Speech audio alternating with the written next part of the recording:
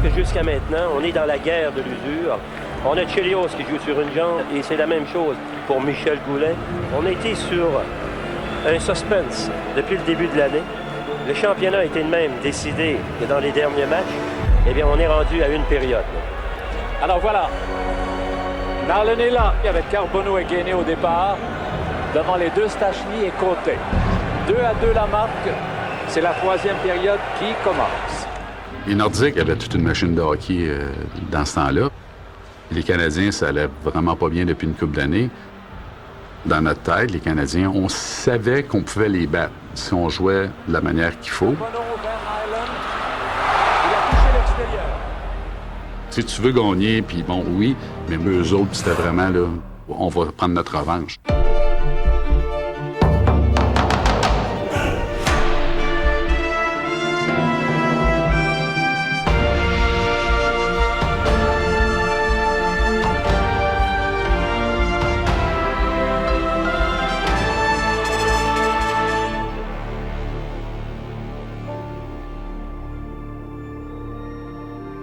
Les Canadiens et les Nordiques se rencontrent pour la troisième fois en séries éliminatoires. En 1982, c'est Dale Hunter qui avait marqué le but vainqueur en prolongation pour donner une victoire de 3-2 aux Nordiques.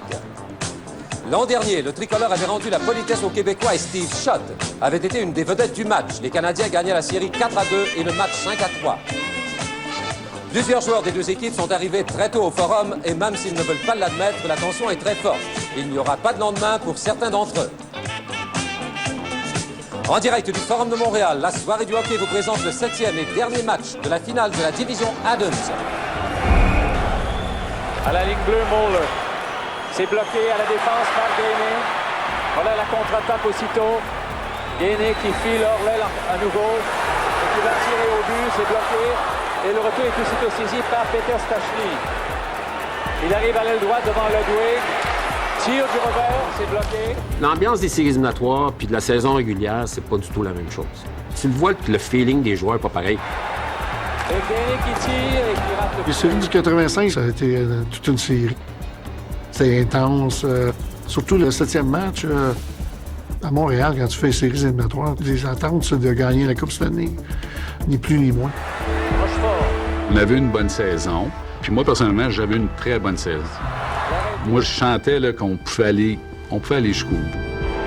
2-2, ça s'est terminé en troisième période. C'est pourquoi on est en prolongation et on est à 2 minutes et 11 secondes. Carbonneau devant Peter Stachny, gagné par les Nordiques. Et le but marqué par Peter Stachny. Ce but-là, ben, quand il est arrivé, ben là, c'est sûr que tout s'écroule. Tu viens de perdre la série, là. C'est terminé, ta saison est à terre, là. Le but de la victoire à 2 minutes et 22 secondes. C'est les Nordiques qui ont comme éteint la foule du Forum. T'sais, c'est tellement beau, c'est un groupe de joueurs qui bat non seulement l'adversaire, mais le stade au complet. Là. C'est comme si on retire l'air du stade. Là. Le silence qui se fait, c'est extraordinaire. Québec a gagné la bataille du hockey. Peter Stachny a réussi à briser les rêves des Canadiens. Beating your fiercest rival at home in Game 7 and in overtime. I mean, what else could be better? Donc, les Nordiques en finale de conférence pour la première fois de l'histoire des Nordiques. Au-delà de la victoire, c'était une plus grosse victoire encore de montrer qu'on était capable de battre les Canadiens de Montréal. C'était une fierté sans limite, je pense, pour les gens de Québec, de montrer justement aux gens de Montréal que Québec a souvent été le petit village, puis des fois, les gens ont encore tendance à penser ça, mais là, c'est l'occasion pour nous de montrer qu'on était à la hauteur puis qu'on était capable de compétitionner.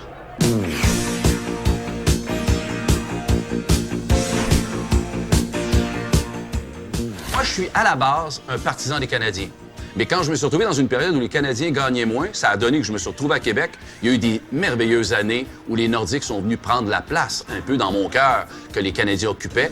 C'est une honte, parce que j'ai perdu ma gageure. Ouais, alors qu'est-ce que vous allez faire? Je suis obligé de me promener dans la rue avec les magnons des Nordiques. Samedi matin, jamais! Lui aussi! L'identité à Québec, elle est vraiment là, c'est-à-dire de dire, wow, on est capable d'avoir une équipe qui n'est pas les Canadiens de Montréal, qui n'est pas la ville qui est à l'autre bout de la baie, qui n'est pas nous.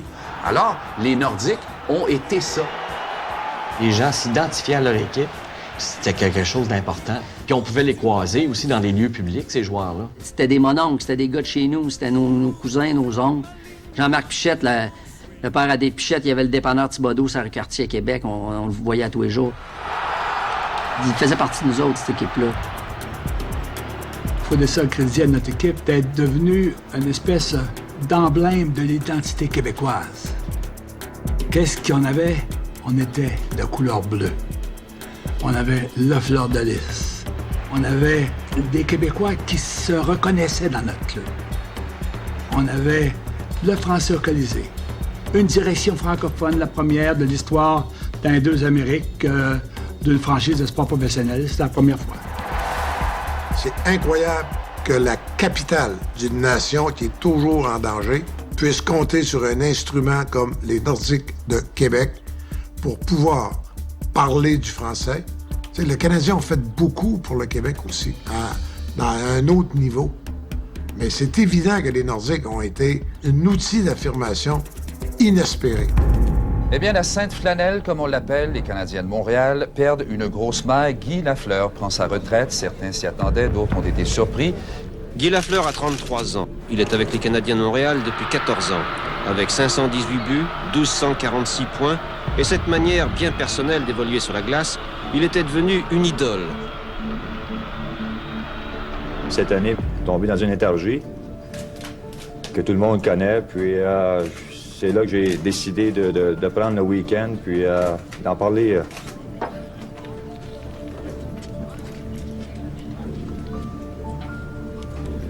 Sérieusement avec ma famille. Je vois pas souvent avec la mère, puis j'avais été voir Serge, je lui ai dit, écoute, j'ai dit, au salaire que vous me payez, oui, sur le banc, c'est ridicule, échangez-moi, au lieu de me rendre malheureux, puis de rendre ma famille malheureuse, je lui ai dit, échangez-moi. Ah, on peut pas faire ça, tu fais partie des meubles, puis pourquoi tu vas pas t'asseoir avec la mère, J'ai dit, OK, je vais aller m'asseoir avec la mère. La mère, elle dit, écoute, il dit, à soir, elle dit, je vais te faire jouer sur 2 trios, je vais te faire jouer sur Power Play. J'espère que tu vas être prête parce que tu vas jouer à ton goût. J'ai dit, continue-moi que je vais être là. Les Nordiques sont au Forum de Montréal. Ils mènent 3-2. Puis ça prend un but aux Canadiens. Puis là, on avance tard en 3e période. Puis c'est Lemaire qui coach. Puis c'est Guy Lafleur qui est au banc. Puis là, le monde commence à crier « Guy, Guy, Guy », parce que tu sais que Guy, dans ce temps-là, il était d'une léthargie. Mais Guy, c'est un frappeur de coup de circuit. Ça n'en prend qu'un coup de circuit pour faire gagner un match. J'ai joué, je pense, 4 minutes, 5 minutes dans le game. Alors, après le match, je suis rentré dans le bureau de Jacques Lemaire. Je voulais savoir pourquoi il n'avait pas utilisé Guy Lafleur. Il m'avait dit « Viens ici, moi, te le dire. » Il part la vidéo, puis il nous a montré déjà tous les endroits où Guy Lafleur passait en périphérie, n'allait pas dans le coin de la patinoire, se tenait loin, n'allait jamais devant le filet. Il a dit « Guy est tanné de souffrir. Mais s'il y va pas, je peux pas l'utiliser. »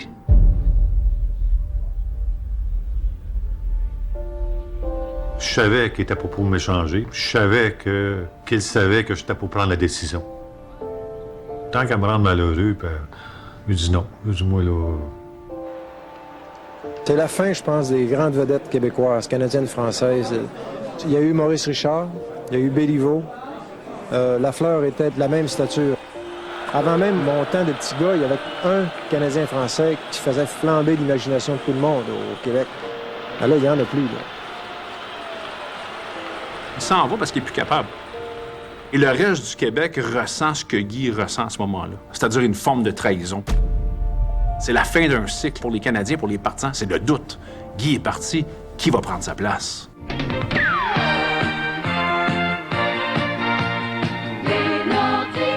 Maurice Fillon, les Nordiques de Québec viennent de connaître leur meilleur début de saison dans la Ligue nationale. On peut même rêver de Coupe Stanley. C'est évident, c'est un début de saison merveilleux.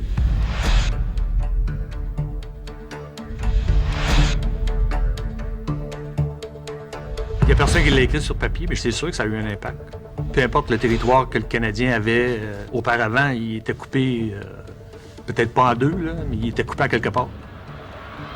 C'était pas 100% de la population qui était pour le Canadien. Maintenant, on avait une portion qui était pour les Nordiques. Je pense que ça a certainement amené l'organisation à regarder si on était capable d'amener plus de Québécois, c'est sûr.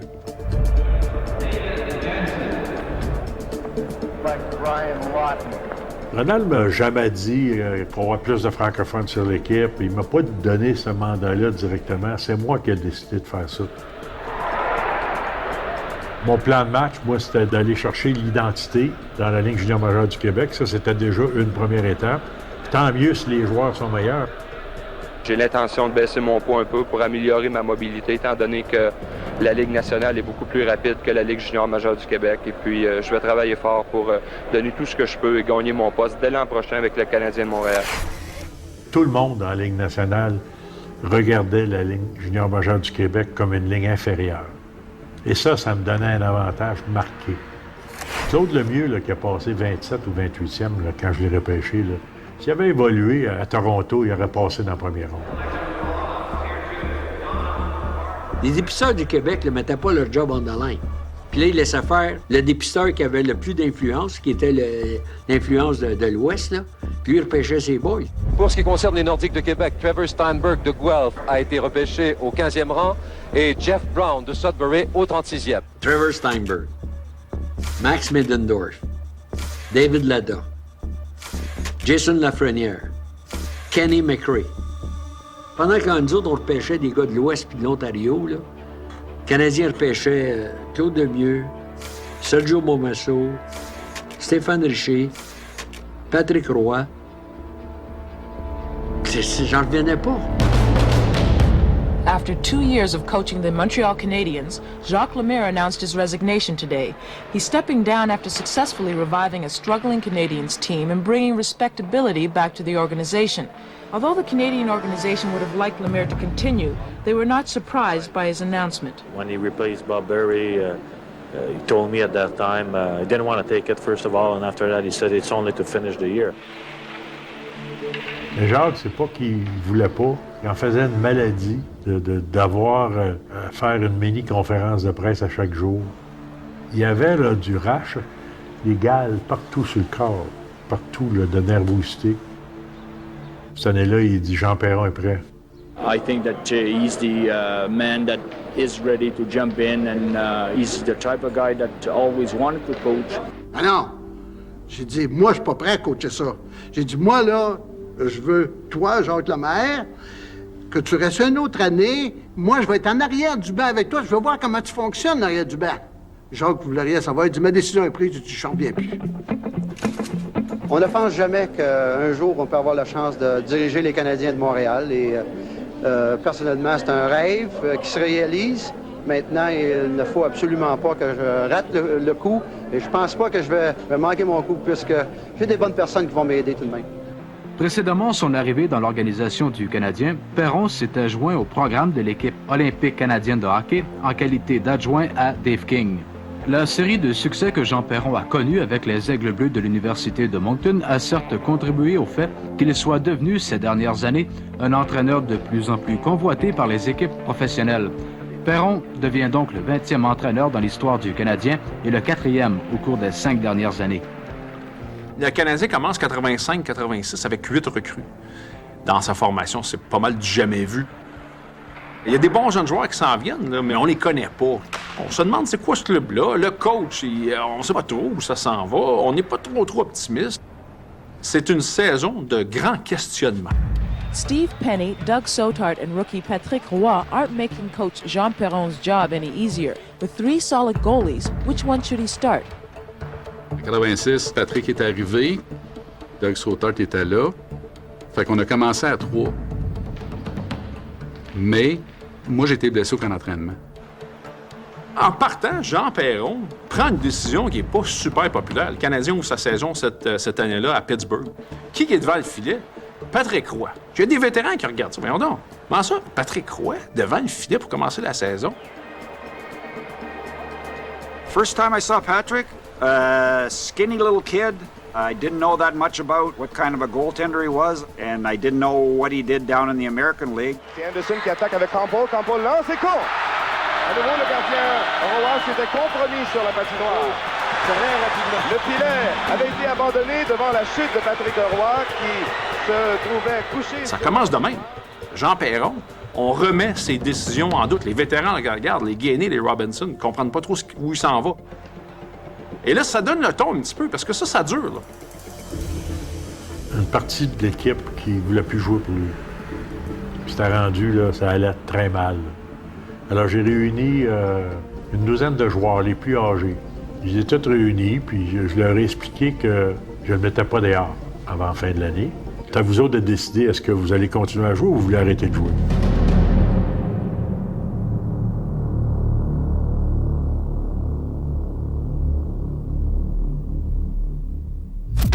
L'ancien des Rangers, ça mène en territoire du Canadien, la belle passe à Goulet, et le but! Marqué par Steve Patrick. Très belle pièce de jeu de Michel Goulet. 85-86, c'est probablement la meilleure édition des Nordiques dans leur histoire, d'après moi. Là. Goulet lance du poignet court! Il a enfilé l'aiguille pour son 49e but de la saison. Se dirige vers une 4e saison consécutive de 50. Et voyez avec quelle facilité. They had some good players. I mean, some really good players. And players who could skate with the Canadians and who had the skill of Canadians players. They were really well matched up. And they may have been, for a few of those years, more talented than the Canadians were. On a eu une saison extraordinaire, extraordinaire. On a terminé premier. Peter Stastny a connu une saison incroyable.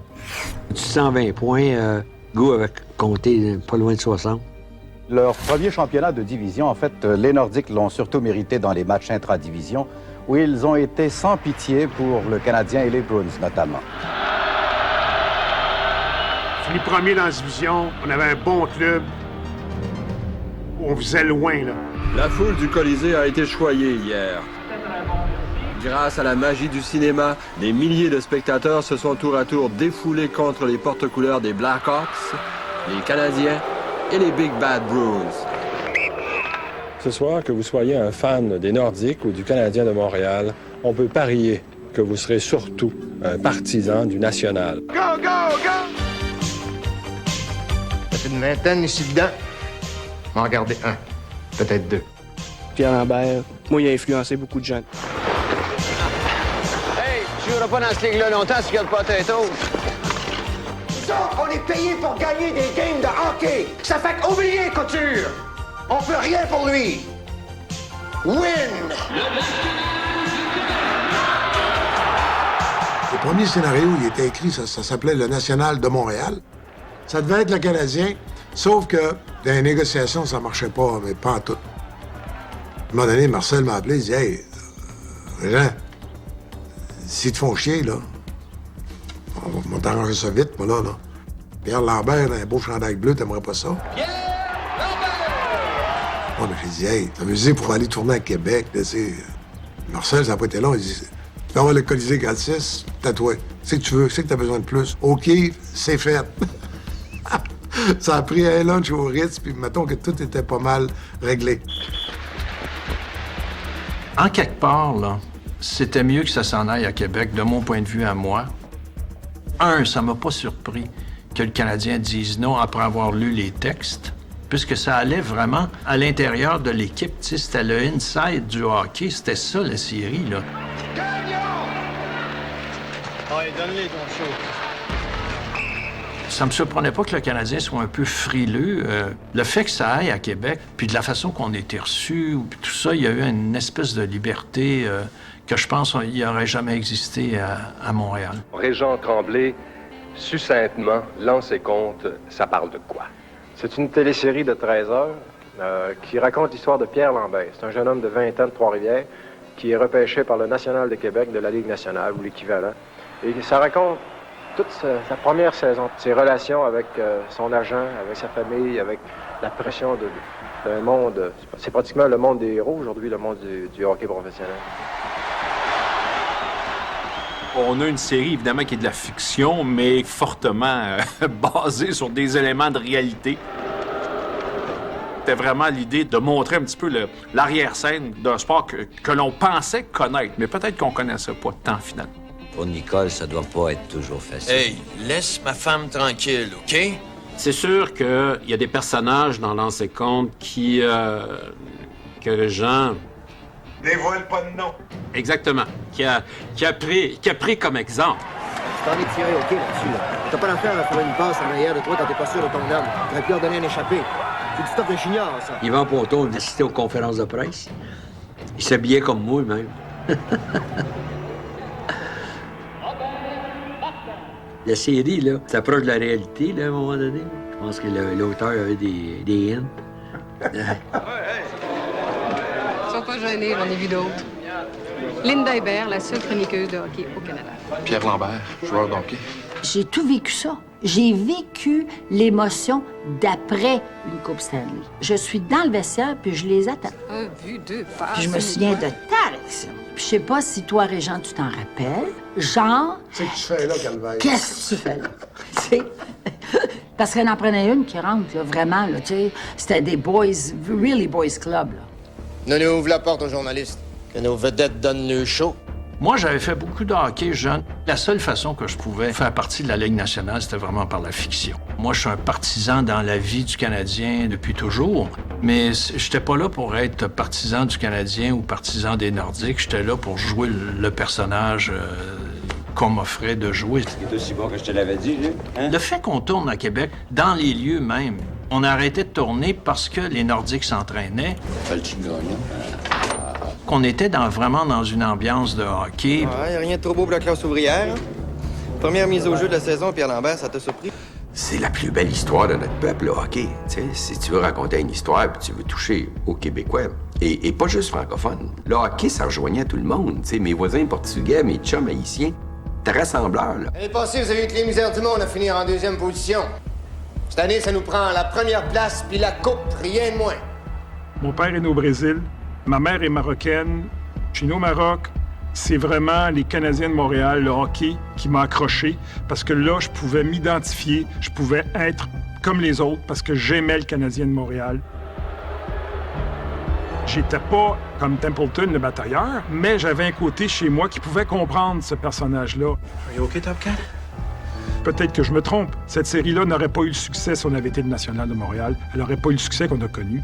Parce qu'on a été accueillis à Québec, les bras ouverts par Marcel Aubu, l'organisation, parce qu'on a rempli le Colisée, ce qu'on n'aurait probablement pas réussi à faire avec le Forum. Ils nous ont ouvert le vestiaire. Michel Bergeron et tous les joueurs nous ont accueillis. Ils nous ont permis d'avoir la Coupe Stanley en 2 périodes. Je ne sais pas si ça aurait été possible avec la mentalité et la culture d'entreprise du Canadien de Montréal. La scène, c'est qu'on tourne quand le National gagne la Coupe Stanley. Entre 2 périodes d'une vraie joute des Nordiques. On est en 1986, au printemps, avant les séries, et les Nordiques peuvent rêver à la Coupe Stanley parce qu'ils sont très bons cette année-là, puis ils sont très compétitifs. Ça se peut qu'ils gagnent la Coupe Stanley. Ils sont même plus favoris que le Canadien. Alors, ils s'en vont dans leur vestiaire et nous, on rentre et là, on tourne la scène et là, c'est l'hystérie, mais vraiment.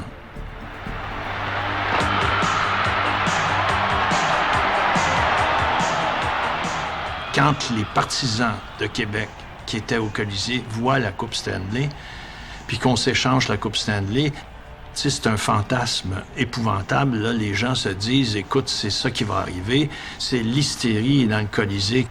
Tout est extraordinaire, sauf que les joueurs des Nordiques, eux autres, ils aiment pas ça. On voulait tous des photos avec la Coupe Stanley, avec le chandail du National. Certains joueurs ont été frustrés que les Nordiques permettent qu'on sorte la Coupe. Les joueurs de hockey sont très superstitieux. Ils veulent pas voir la Coupe, veulent pas entendre parler de la Coupe avant de la gagner. Ils veulent rien savoir de ça. Je suis superstitieux un petit peu dans ça, là, mais de voir la coupe avant de l'avoir gagnée, j'ai pas sorti dans le corridor. Il amène la Coupe Stanley, il se promène. Je dis, qu'est-ce que t'as par là? Moi, je suis malade de superstition. Ça, c'est une affaire de motiver l'autre équipe. C'est une équipe championne que nous avons. Les Nordiques sont très confiants et je ne serais même pas surpris que ce soit très rapide en 3 parties, cette première série. Premier match, 3 de 5. Je pense qu'on a 54 lancés. Je pense que Michel Goulet, 16 lancés. On a perdu le match 3-2 en overtime. Le lendemain, on se fait battre. T'sais, encore une fois, on avait dominé là, les shots puis tout. Là, tu t'en vas, t'es 0-2, tu t'en vas à Hartford. Calique. Moralement, on est démolis. Eux autres sont gonflés à bloc. À Hartford, là, on n'a pas de show puck. J'en revenais pas. On pensait Coupe Stanley, on pensait d'aller loin, là. On avait une bonne équipe. Mais c'est ça, des séries 3-5, là, ça, c'est mortel, ça. Est-ce que lancer compte vous a porté malheur? Je sais pas, je penserais pas, mais ça a été la plus triste année des Nordiques de Québec. Bonsoir, mesdames, messieurs. Dans les séries éliminatoires de la Ligue nationale de hockey, ce soir à Boston, un joueur à caractère défensif, Bob Gainey, a aidé les Canadiens à éliminer les Bruins.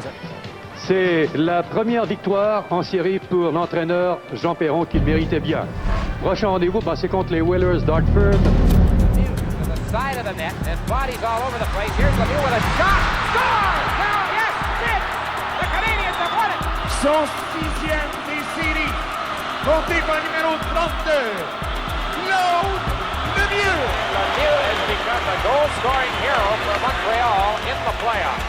Here's a shot and a nice glove save by Patrick Roy. Right in front of the net. Oh, what a save by Roy.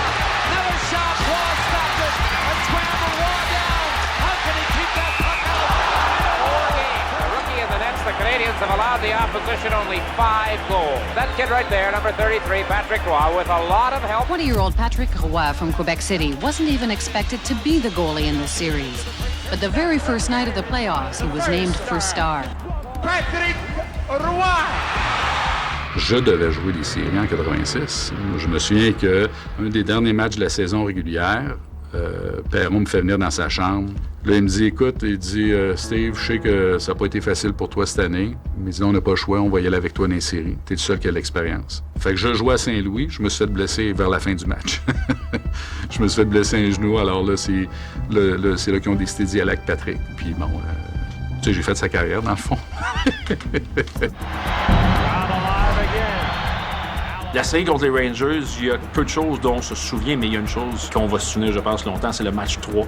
C'est le premier de la série à Madison Square Garden. Et c'est probablement Patrick Roy, ce soir-là, qui écrit sa légende. When have you ever seen a young kid like that just step in and he hadn't played that many games and all of a sudden now he's playing on the biggest stage ever? Lost it. Backhander is stopped. Rebound stopped by Roy. Wow, big save. I saw a hard-working kid with a heck of a lot of talent. Here's the first stop coming from the left side. There's the puck being batted out right to Melnick, and he drills it back in. The second save on the sequence. The third save. It's pass wide as he makes... Ça se retrouve en prolongation. Je pense qu'à un moment donné, les Rangers ont 13 lancés à 0. La période de prolongation en entier se passe dans le territoire du Canadien. Patrick Roy est sur le dos, il a sa tête, il a ses épaules, ses genoux, il arrête absolument tout. Rangers win it. It's a line in to Laidlaw. He shoots. It's deflected. Oh, what a and save. It's stopped. Allison centered. Save Roy. Miller cuts in. Save Roy. He covers. Stop. Carrying on with a shot. Miller is going in. He has a break. Now going for the net. And Patrick Roy stopped him. Patrick Roy, ce soir-là, est absolument impérial. 47 shots on goal for the Rangers. 13 here in overtime. À un moment donné, il y a une mise en jeu. Le Canadien part et c'est Claude Lemieux qui bat John Van Beesbrook pour le but gagnant.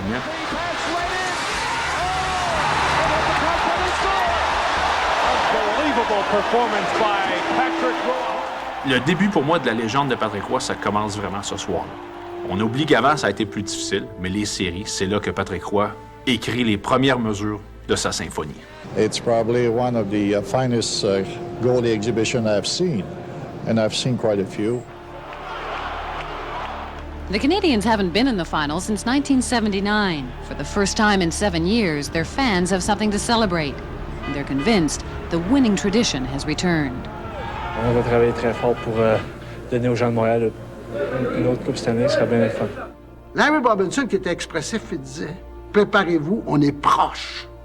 Puis Bobby Smith qui disait tout le temps « Moi, je l'ai manqué, puis je vais le regretter toute ma vie. Mais là, maintenant que je suis sur le bord de la gagner, c'est belle valeur, je vais tout donner, que c'est ça que j'ai donné ici. » Quand on arrive en finale contre les Flames, on sent que le rêve est possible. Ben écoute, ça se finit match 5 à Calgary. Chelios du revers touche McInnes. McInnes, son dégagement est arrêté par Smith, plaqué par Bozek. Maintenant Nesloun qui intervient aux prises avec Bradley, la passe à Lemieux. Et le tir et le but! Qui a quitté son poste de défenseur. Wild alive now as Poplinski takes the bump, but still manages to control it. Now he's tied up in the corner. Out front! Là, c'est Skrudlin. Le relais à Lemieux d'une main. À McPhee, le tir, il a touché le but! Réussi par Brian Skrudlin. Ce printemps-là, tout fonctionne. Il y a absolument tout qui fonctionne. Rondelle reprise par Bellé, la belle passe à gauche. Jean Perron rentrait un gars dans la formation. C'est ce gars-là qui marquait un but.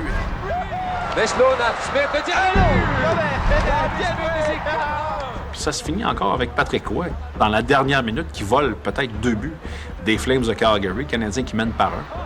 Et le Canadien qui gagne la Coupe Stanley, encore une fois, grâce aux arrêts importants, aux grands moments de Patrick Roy. Stanley pour les Canadiens, leur 23e de l'histoire. Et ils battent un record du sport professionnel. Ils battent le record des Yankees de New York. Ils ont gagné parce qu'il y avait un gardien de but incroyable, une défense très solide, puis il y avait du chien. Ils ont gagné sur le chien. Qui aurait pu s'attendre à ce que les Canadiens remportent cette année, et cette année surtout avec toutes leurs recrues, cette fameuse coupe? C'est une Coupe Stanley probablement la plus inattendue dans l'histoire de l'équipe. Si tu étais là, si tu l'as vécu, c'est magique. Là. Patrick Roy, à 86, j'insiste, là, il y a seulement 20 ans, lui. Et Patrick Roy, à 20 ans, non seulement gagne la Coupe Stanley, gagne le Conn Smythe aussi, qui est remis au joueur le plus utile des séries. Valuable player this year's playoffs. Ce trophée-là, je veux dire, t'aurais pu mettre les 20 noms de notre équipe dans un chapeau, puis t'aurais sorti un nom, puis tu ne serais jamais trompé. Les gars ont joué des séries là, extraordinaires. Puis disons, pour moi, là, c'était pas ce qui avait le plus important. Je veux dire, pour moi, c'est la série sur le Sunday. Pour moi, les séries de 86 se résument beaucoup à 2 noms. Patrick Roy, évidemment, et Claude Lemieux. Il marque vraiment des buts importants ce printemps-là. 4 buts victorieux. C'était une fin de saison presque incroyable pour toi. Oh, ça a été fantastique de me joindre ici à l'équipe pour les séries éliminatoires. Puis, de la façon que ça a été fantastique. J'ai eu des buts en surtemps, j'ai eu des buts gagnants. Alors, j'ai fait tout mon possible pour aider l'équipe. Je suis vraiment le gars le plus heureux du monde. You know, when you think 2 rookies, Patrick and Claude, they come 1-2 in the Conn Smythe. Claude Lemieux had as much to do with us winning the Stanley Cup as Patrick did.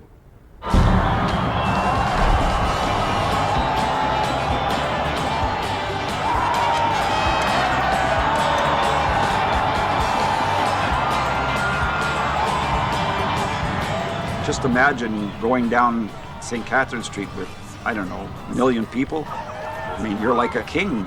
You're a celebrity going down there. It was terrific. I mean, and so when you won one, you wanted to win another one just to be in the parade.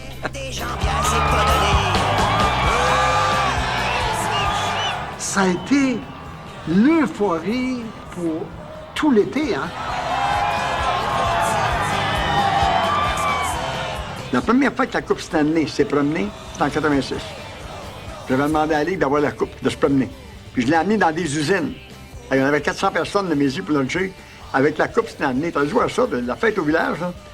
C'est incroyable. Là, tu te mets à la place des partisans des Nordiques qui viennent de mettre leur drapeau de champion de division le 1er avril, puis qui regardent. Ça devait être très, très fâchant si t'étais pas un partisan du Canadien. Mais si t'étais un partisan du Canadien, ça a été un printemps magique. Avec des arbitres qui seront dorénavant plus sévères, Perron croit que les Nordiques devront modifier leur style. Les Nordiques, selon les statistiques de la Ligue nationale, prennent plus de punitions que les autres équipes dans la Ligue. C'est quelque chose que moi, je constate comme tous les amateurs de hockey. Every game we play here, every series we play here. No, I'm sorry. It's a joke. J'ai dirigé 4 séries contre le Canadien. C'est 4 finales de Coupe Stanley, ça. Il y en a qui vont rire de ça, mais c'est ça. La tension, la pression, l'importance. On n'aide certainement pas sa propre cause en s'attaquant aux arbitres. Il arrivait tout le temps des affaires. On a l'impression que ça se passait tout le temps au Forum. Le Vendredi Saint, c'est au Forum. Le but d'aller côté, c'est au Forum. Mais c'était le Canadien. Tu sais, le Canadien, c'est une dynastie. Quand tu dis dynastie, c'est dans tout. C'est dans tout. Tes portes d'entrée sont meilleures. Tu sais à qui parler. Bergie doit parler encore de la grosse machine rouge, là, puis que le Canadien contrôle la Ligue. Il aime ça parler de ça. La prestance, la Sainte-Flanelle et tout ça, les gens de Québec, là, on a toujours eu l'impression qu'à quelque part, le Canadien était chanceux ou favori, ou les amateurs de hockey de Québec qui aimaient les Nordiques ont toujours eu l'impression que le Canadien était dans une classe à part pour certaines décisions, puis certains avantages, certains privilèges. C'est un sentiment d'injustice, je pense, qui est ancré depuis longtemps. La monarchie montréalaise, pratiquement, qui regarde de haut le petit village, ça, c'est sûr. C'est toujours le complexe du un peu plus petit par rapport au plus gros d'à côté, tu sais. C'est le complexe de Montréal par rapport à Toronto, c'est le complexe de Toronto par rapport à New York. Fait que oui, sans doute qu'on avait ça, puis sans doute que ça existe peut-être encore un peu à Québec. La passe dans le coin droit, c'est Finn qui est là le premier. Oh! Et Finn qui est plaqué solidement par Chelios. Il n'y a pas eu de pénalité là-dessus. Les arbitres étant des êtres humains, même s'ils ne comprenaient pas un maudit mot de français, ils ne savaient pas ce qui se passait dans les séries. Il y avait la mystique, il y avait les bleus poudres avec des fleurs de lys, des séparatistes. Je peux pas leur en vouloir parce que toutes leurs décisions étaient dans leur subconscient. Il y avait quelque chose qui leur traitait dans la tête parce que s'ils avaient arbitré seulement au hockey, il n'y aurait pas eu ces décisions-là. Je pense que les Nordiques se sont laissés déconcentrer par ces histoires-là. Si tu embarques sur la glace, puis dans ta tête, c'est déjà 0-1 parce que les arbitres sont contre toi, puis la Ligue est contre toi, puis tout est contre toi, probablement que ça t'aide pas à obtenir du succès.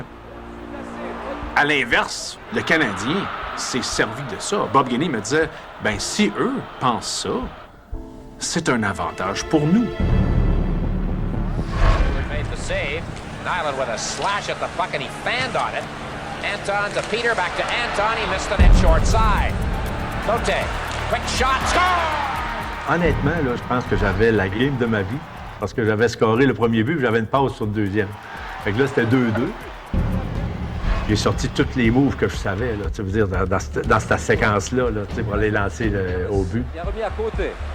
Côté qui tente de déjouer Ludwig. Joue bien, le tir et le but! Moi, dans ma tête, c'est sûr qu'il venait de scorer, c'est Markov qui me tombe dans les bras. Ah, c'est 3-2 pour les Nordiques avec... Je tourne de bord, puis là, je vois mon Fraser qui fait ça. Là, je me dis, câlisse. Le but ne compte pas puisque la pénalité, semble-t-il, était donnée aux Nordiques. Dans le fond, la séquence, c'est que Paul Gillis rentre en contact avec le gardien de but. C'est de savoir est-ce que le défenseur l'a poussé ou non. Finalement, Carey Fraser peut avoir la décision de refuser le but. On connaît tout le reste, là, tout ce que ça a pu créer comme commotion. C'est un mauvais call, c'est épouvantable. Je vois encore Fraser à ligne rouge, qui wavait off. Il était à ligne rouge. Ça n'avait pas de bon sens. Je regarde la reprise, je peux pas comprendre pourquoi il était pas bon. C'est incroyable, celui-là, il a été refusé. Comme on dit, c'est un no-brainer. C'est clair que le but, Alain, aurait dû compter. Non, le but n'était pas bon. Carey Fraser a pris la bonne décision. C'est quoi le problème, là? Si on regarde attentivement le but, il y a eu obstruction sur le gardien de but. See the leg go down right there. You'll see that he kicks Hayward's leg away. Dans le temps, j'avais dit que le but était pas bon. Vu que j'étais tapissé, le bleu, le blanc puis le rouge, puis il y en avait partout. Mais aujourd'hui, j'ai regardé à reprise souvent, puis le but, il était bon. À quelque part, c'est dans ces incidents-là que tu retrouvais ton cœur de partisan au-dessus du journalisme. On dit que Carey Fraser avait une dent contre Bergeron. Bergeron, quelque part, s'est jamais aidé par le personnage qu'il représentait. Il gueulait toujours après eux autres. C'était toujours la faute de l'arbitre. C'est quelqu'un qui, autant animé le show, il faisait vibrer, mais à un moment donné, c'est comme trop. Fraser avait une décision à prendre, il est allé du côté du Canadien de Montréal, et puis ça a été une grande distraction pour nous, là. Mais moi, encore aujourd'hui, je suis capable de donner de crédit au Canadien de Montréal. On connaît leur historique. Dans leur alignement, il y avait beaucoup de joueurs qui avaient été dans des situations corsées, qui avaient gagné, ils savaient comment gagner. Ils ont trouvé la façon de faire tourner la série de leur côté. Mais était-tu bon? Le but était bon. Tu t'insistes, tu vas avoir la réponse. Le but était bon, mais on peut pas dire que c'est pour ça que le Canadien de Montréal a gagné la série. Mais encore aujourd'hui, il n'y a pas une place que je vois que les gens me demandent pas le but d'un côté était-tu bon. C'est incroyable. Et tu leur dis oui? Il était bon. Combien de fois faut que je te le dise? Dans le sport, tu as toujours des jeux controversés qui, avec les années, deviennent pratiquement des mythes. Je pense que le but d'Alain Côté fait partie de ça. Le problème des partisans des Nordiques, et certainement le problème de Michel Bergeron, c'est souvent, ce type de jeu-là, on laisse passer. Parler de 86 où c'est un rendez-vous raté, mais 87, t'as l'injustice qui se rajoute à ça. Ça fait mal. C'est un but qui fait mal, surtout les plans. Sur le plan sportif, il a fait mal. Mais sur le plan émotionnel, il a fait mal aussi parce que ça a marqué la fin d'un cycle chez les Nordiques de Québec. Il se présente devant Samuelsson. Attends la venue de... En 87, on jouait contre les Whalers d'Hartford. Maurice Filion est venu me voir puis il m'a dit « Michel, si on ne gagne pas ce soir, je suis obligé de te congédier. » Je dis « Quoi? » Moi, ça faisait 7 ans que je coachais les Nordiques. On a joué un esprit de match. J'ai dit « Maurice, comment ça marche, là? » Là, j'ai gagné, je garde ma job. Right? Il dit « Right. » Si je perds le prochain, qu'est-ce qui arrive? Il me regarde, là, il pleure. Il a les yeux pleins d'eau, là. Il dit « Jamais je vais te refaire ça. Jamais je vais te refaire. Je m'en excuse, jamais je vais te refaire ça. » Surprise de taille aujourd'hui à Québec, l'entraîneur des Nordiques, Michel Bergeron, a décidé de se joindre aux Rangers de New York. Quand il m'a échangé à New York, on est revenu à Québec ensemble. Puis Maurice me dit « Je te donne 48 heures pour négocier. Si ça marche pas, il dit, tu reviens coacher Nordique. » J'appelle Pierre Lacroix. Dans le temps, il était mon conseiller, mon ami. On s'en va à New York ensemble. Pierre Lacroix, il me dit dans l'avion, tu ne coacheras plus jamais Nordique.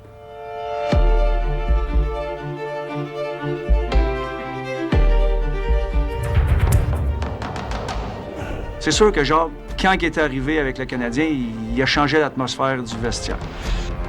Il est arrivé en même temps avec un message très clair dès le début de l'année qu'on était pour surprendre le monde du hockey. Au premier meeting d'équipe, il disait « On va gagner la Coupe Stanley cette année. »